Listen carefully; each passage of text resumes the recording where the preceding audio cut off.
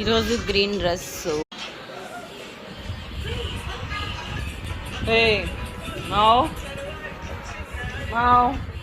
వచ్చారు, భోజనం చేశారు, ట్యాబుల్ మట్టుకు వదలరు. అంతేనా మావ్? మావ్ ఏమైందానా? పోయింది ఎత్తుకుందా.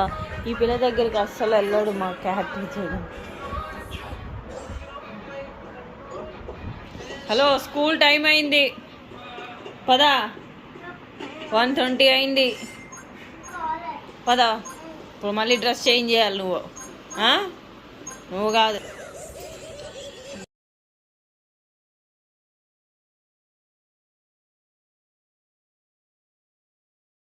టైం